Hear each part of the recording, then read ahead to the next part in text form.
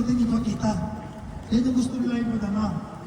Kasi kung nagtatanong sila, 241 billion na insertion sa budget 2025, wala nang usapin. Ginawa nilang political diversion. Ginawa nilang panakiputas si PRRD sa kabulastugan ng pamahalaang Marcos. At yung pinakamasakit, hindi para sa akin, o hindi man para sa inyo, kung hindi para sa ating bansang Pilipinas, yung pagtatraidor ng pamahalaang Marcos. Ipagkaluluwa naman yung kapwa Pilipino, ipapahuli mo doon sa banyaga.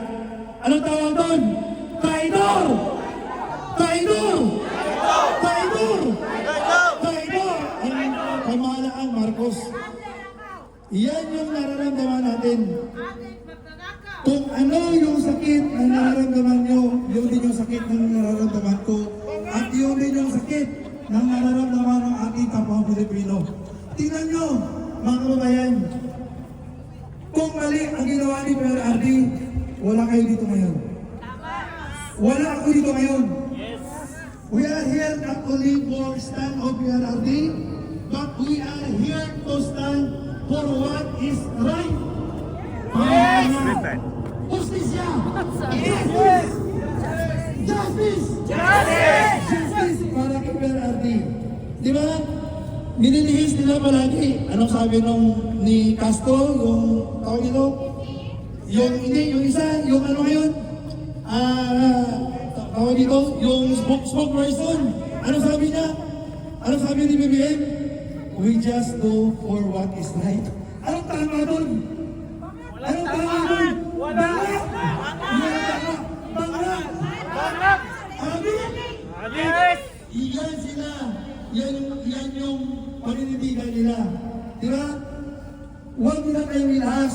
Huwag nila tayong ilihis. Kasi ang mga Pilipino ngayon, hindi tayo bulag. Hindi tayo maluloko. At higit sa lahat, hindi tayo bobo. Diba? Dito sa Calgary, sa Alberta, Canada, iparamdam natin sa kanila yung pagkakaisa ng mga Pilipino. Yung sinabi ni Kuya kanina, Luzon ka man, Visayas ka man, Mindanao ka man, andito tayo magkakaisa para sa ating mahal na Pangulo, Rodrigo Roa Duterte! Duterte! Duterte! Duterte! Bring him home! Bring him home! Kaya yung sinasabi nila na may warrant, lahat naman siguro sa atin dito may cellphone. Lahat naman siguro sa atin may telebisyon. Ano ang tama sa warrant? May tama ba? May tama ba? Sana hustisya? Walang hustisya sa Pilipinas. Yung pinaka-importanting tanong natin ngayon sa Pilipinas, mga kababayan, may pamahalaan pa ba tayo? Kung nagawa nila kay PRRD, na dating presidente, 6 na taon sinakripisyo niya yung buhay niya, 6 na taon na mas pinahalagahan niya yung mga tao kaysa sa sarili niyang pamilya. Tapos yun yung gagawin nila? Saan ang hustisya? Wala ang hustisya! Kaya iparamdam natin sa taga-ICC, alam niyo ba yung meaning ng ICC? International Kangaroo Court. Diba? Kangaroo na yan. Dadali mo yung tao doon, inalipas si aeroplano. Saan ang hustisya para sa mga kapwa nating Pilipino? Iparamdam natin sa kanila, ipakita na lahat ng Pilipino nagkakaisa para sa pamamahal sa ating former President Rodrigo Roa Duterte! Duterte! Duterte! Maraming salamat, mga kaibigan. Thank you.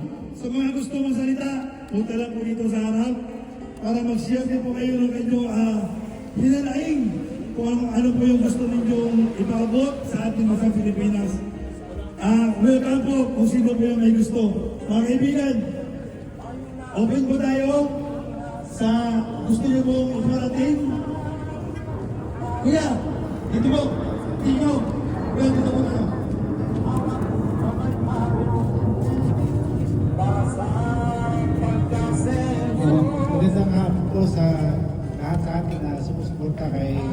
President Digong. Ako si Rio from Batangas. So, lahat tayo, Duterte! Hindi po ay kailangan sa lahat sa atin na sa panahon ni Duterte, naranasan natin kung umuwi tayo sa Pilipinas at ang pamilya natin sa Pilipinas, naranasan ang normal na pamumuhay sa Pilipinas noong panahon ni Duterte. At naranasan lang natin yung ganong sistema ng buhay. To live normally sa panahon lang ni Duterte. Ang dami ng presidente na nagdaan ang nangyari sa atin. Ngayon, pumapalik, papayag ba tayo? Hindi! So, para tayo kay Duterte! Salamat po. Thank you, Kuya. Thank you. Sa mga kababayan natin dito na gusto mag-share, mga kapatid, open po tayo, open forum po tayo. Kung gusto po ninyo ng pinaing, pre, baka may gusto kong sabihin, dito tayo. Dito tayo.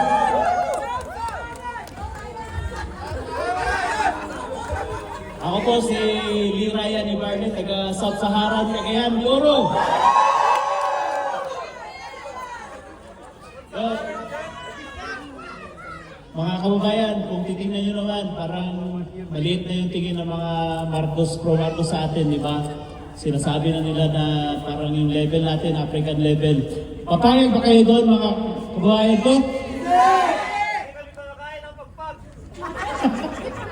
So, I'm just here in front of you to share, kasi ako from Tanabu City, my wife is from Tanabu City, and I have friends here from Davao. Hindi pa lang si Duterte naging presidente dati, sobrang talaga. At first, parang nagdududa ako sa kanya na basta kasi I'm from Cagayan de Oro, and then when I moved to Davao, parang sino itong tao dito? Parang may dating talaga, parang stricto yung dating. Pero when I lived in Panabo or Davao City for 7 years, doon ko nakita na totoo pala yung mga sinabi niya na si Tatay Digong talaga ay may prinsipyo. Naniniwala ba kayo na may prinsipyo si Tatay Digong? Yes! Yung sakit lang sa hinanayin ko kayo na pinakita niya sa atin kung gano'n na tayo kamahal, di ba? For 6 years, bago lahat yung takbo ng Pilipinas, yung korupsyon, at least minimize, hindi natin alam, hindi naman talaga yung absolute zero. Yung sa mga drug addict dati sa panahon ni Pinoy, everyday, nakikita natin na may post na nare-rape, di ba? Sa panahon ni Digong, wala na yun. Di ba? Ngayon, bumalik na naman! Marcos Bakit? Anyway, I'm just here kasi parang I'm not really into politics, mga kababayan ko. I feel like I'm just an ordinary person like you, tumitingin sa Facebook, pero parang hindi na talaga, hindi ko na masikmura yung ginagawa nila ng mga Marcos ngayon. Illegal yung nila, parang kinidnap nila si Tatay Digong. Pinapunta nila sa Riverlands, parang ba yan? No? So, we have to speak, we have to be united para sa tatay natin, yung mahal natin, beloved President na si Tatay Digong, okay? So, yun lang yung message ko ngayon is that we have to be united, we have to be, strong hand in hand para ipakita natin yung suporta natin, not only sa ibang bansa, kundi dito rin sa Calgary, sa buong mundo. Yun lang po, salamat. Thank you, pare. Thank you. Sa mga ibang kababayan natin, please share nyo lang din kung ano yung nakikita natin. Tapos in the future plans, ano yung gusto natin mangyari. Kuya, ayos ka dyan. Duterte. Sa mga kababayan natin dito, gusto ko lang i-share, no? Actually, it happened 3 days ago, pero medyo masakit pa kasi nasa likod bahay ako, nagluluto ba? Yung neighbor ko, Vietnamese, sabi ng neighbor ko, hey bro, kuya, there's cooking here. Sabi niya, I just heard, why your government sold your former president? salitang salt para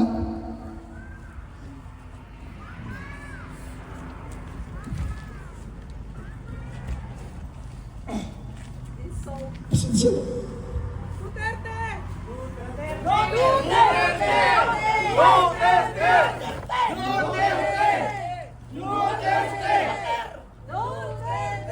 Kasi kung isipin mo yung salitang salt, bininta mo ka, pangit yung dating. Kasi, how much more sa mga ordinaryong tulad natin? Di ba? Hindi man lang nila inisip yung isang pride ng pamilya nila na pinalipin ni PRD yung tatay nila. Doon pa mismo sa liningan ng mga bayani. Mararamdaman mo yung talagang pagka-traidor. Di ba? Sobrang, sabi ko sa post ko, this damage will still permanently. Kung ano yung damage nila ngayon sa mga anak ko, sinabi ko sa mga anak ko, itong pamahalaan Marcos, tandaan nyo yan. Ito yung pinaka-worst na pamahalaan ng Pilipinas. Worst na pamahalaan, traidor. Hindi para sa Pilipino, hindi para sa tao, kundi para sa soberanya ng Pilipinas. First time in the history of the Philippines na mayroong isang pamahalaan na nagbinta ng sarili mong tao, sarili mong pamayanan. Kung si Presidente Duterte dati, baliktad yung nangyayari. If I was not mistaken, mayroong nag-ginsan sa amin. Hindi ko na ma-remember, Mary Grace. Siya yung hatulan ng guilty, Bitay, Kuwait, or UAE or something, di ba? Ano sinabi ni PRD nun? Pag hindi nyo siya pinalabas at pinauwi, ipo-pull out ko ang lahat ng mga OFW. Yan yung may paninitigan. Yan yung leader. Yan yung presidente. How to protect and serve your people. Kaya si Presidente Rodrigo, may paninindigan, may puso, at may pagmamahal sa pamamayang Pilipino. Yan yung leader na hinahanap natin. Which is hanggang ngayon, hindi matanggap ng pamahalang Marcos na hindi nila kayang pantayan. Hindi nila makikita yung direksyon ng tao, pamamahala para sa tao. Yung sa kanila baliktad, pamamahala sa tao, pamamahala para sa bulsa. Diba? Ilang milyon yung kinukuha. Ngayon, hindi na bilyon, trilyon na. Yung budget natin, kung hindi pa nakamali, sinabi ni Atty. Vic Rodriguez last January, nag-start pa lang yung budget natin sa Pilipinas, pero nabawasan ng 4.16 trillion. Eh, hindi natin alam kung binayad mo doon sa ICC, sa International Kangaroo Court, kung saan andun ngayon si PRRT. We're looking forward na hoping nasa mabuting kalagayan ngayon si PRRT. Iparinig natin, ICC, bring him home! Bring him home! Bring him home! Bring him home! Yan yung kailangan nilang iparamdam, ipakita na yung unity ng Pilipino ngayon, hindi para sa isang tao. Yung unity ng Pilipino ngayon, hindi lang sa ating mga anak, hindi sa inyong mga apo, kapatid, kung hindi nakasalalay ang pangalan ng bansang Pilipinas. The day yung January 11, grabing post ko nun, share ko lang sa inyo, grabing post ko ganito, sabi ng asawa ko, hindi ka ba nagsasawa? Sabi ng asawa ko. Sabi ko hindi, kasi I'm proud to be a Filipino. Pero sa nangyari, actually, parang nakakahiya na nakadismaya. Siguro kung anong nararamdaman ko, yung din yung nararamdaman yung lahat. Kung ano yung sakit kong nakita mo na sinabi ni Torres, hihilahin ko yan. Hihilahin ko yan. Di ba? Oh, ano sabi mo? Torres Pisa! Torres Pisa! Torres Pisa! Sus Mario Joseph.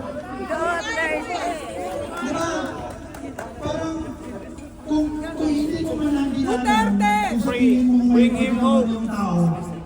Sana ginala mo nga lang na dati siyang naging presidente. Dati mo siyang chief of staff. Head of state ng Pilipinas. Tapos ganun ang sabihin mo, hihinain ko yan. Kunting respeto naman. Kung wala sa respeto kay Berardi, respeto mo para sa mga Pilipino. Respeto mo para sa sarili mo. Respeto mo para sa mga anak mo. Kasi hindi habang buhay, general ka eh. Hindi habang buhay, nasa posisyon ka, bilang sa polis. Paano next month? Hindi natin masabi. Baka bumaliktad yung sitwasyon. At mabaliktad talaga. Diba?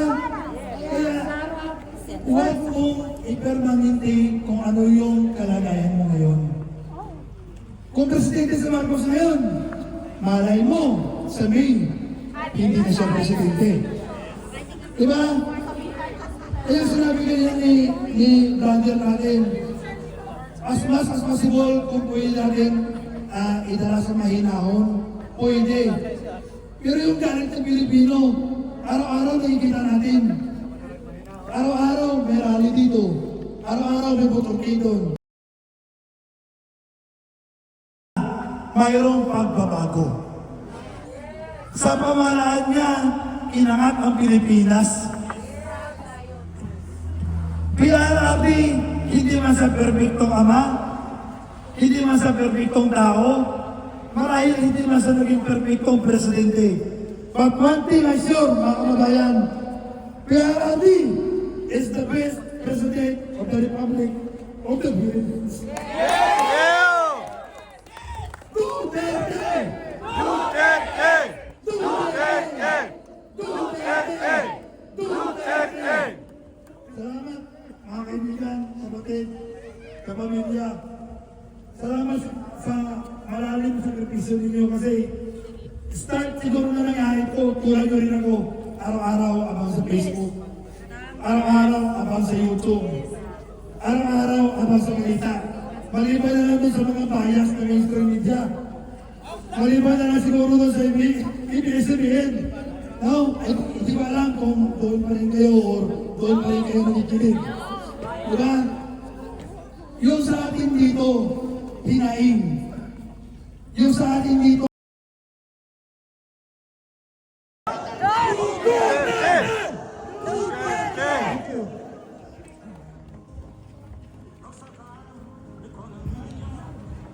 yun o. Nakapagtiplahi mo, no? Pag sinabi mo na ipaglaban natin ang ating pinakamahal na Pangulo Rodrigo Roa Duterte. At this point, mga kaibigan, mga kasama dito, obituro mo tayo for this event. Unless mayroon mo kung gusto mag-share, magsalita. How about you, sir? If you don't mind. Yeah, thank you. Thank you so much. My name is Bruno Janik. I am from Poland, and my friends and my family asked me to say something. A couple of years ago, I went to Philippines. My privilege was to see Iloilo and Boracay. And I saw how the country was beautiful, how the people were beautiful. And I learned about the President Duterte. He fight with narcotics. He made the country clean. He was the first president around the world who wasn't afraid to do that.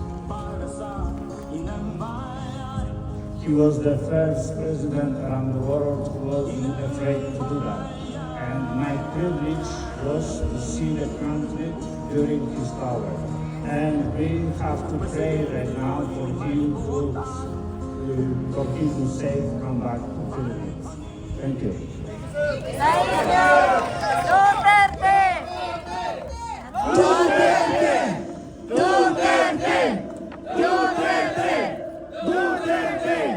Duterte!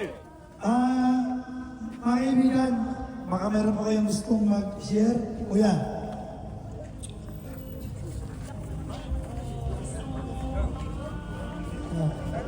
Mga kababayan, magandang hapon sa lahat. Ako po ay isang retired seafarer. I'm here for vacation. Ang masasabi ko lang, ang ginawa nila kay dating Pangulong Duterte ay isang political treachery of the highest order. Pero, bakit ko nasabi? Hindi nilala si Bongbong kung wala si Sara. Hindi nilala ko. Hindi siya nilalo. Hindi siya naging presidente kung wala si Sara. Pero sinabi ni Tatay Digong, ito ang last word ko. There is a day of reckoning. Duterte! Duterte! Duterte! Duterte! Salamat. Kapala from Iloilo.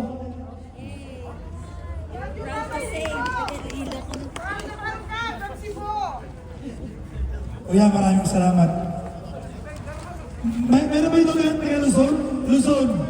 Luzon, meron taga Luzon? Yun! Visayas! Visayas! Visayas! Dito! Mindanao! Mindanao!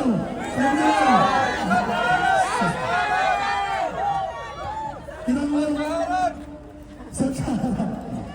Saan sulok man tayo ng Pilipinas, pinagtagpo, pinagkaisa, nagtipon-tipon tayo dito ngayon para sa stand for PRRD. Stand for what is right, panindigan para sa ating mahal na Pangulo. Baka meron mo gusto mong share. Inuan, ate.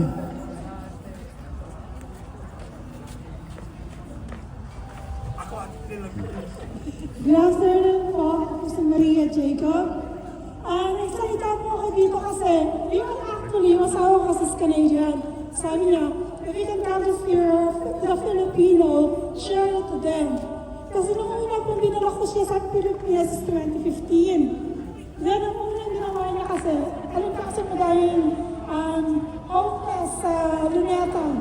So nung nag-stay po kami sa yung sa malapit sa Luneta, ang ginawa niya, bumili siya ng 100-piece Jollibee burger, may pupunta po kami sa Luneta. Ang ginawa po namin is, namigay, sabi niya, madaming bata, naawa talaga siya. Tapos sabi niya, what's happening in your country? Sabi ko, kasi yung government na is very corrupt. So nung time na yun, hindi po nagsasalita si President Duterte, natatakbo siya. So I was praying, we are praying, our families from Bicol. Sorry talaga, naliligas po ako.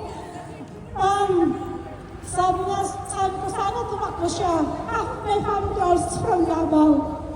So, pinagdasal po namin yun, nung nanalo siya, tumakbo siya. Then, tumakbo siya. Maraming Duterte! Kilala niyo yun! Kilala niyo yun! Yun ang nagpakaroon kay Duterte sa airport! Yun ang nagaristo! Wala daw nangyari sa panahon na! Yun! Ngayon, sabihin ko sa inyo, i-itemize ko, i-enumerate ko kung ano ang ginawa ni Duterte. Sino nagpagawa ng Manila Bay? Turumay Beach? Sino? Duterte!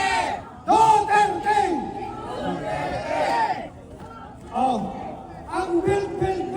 Ngayon, nag-stop ang build, di ba? Noong panahon ni Duterte,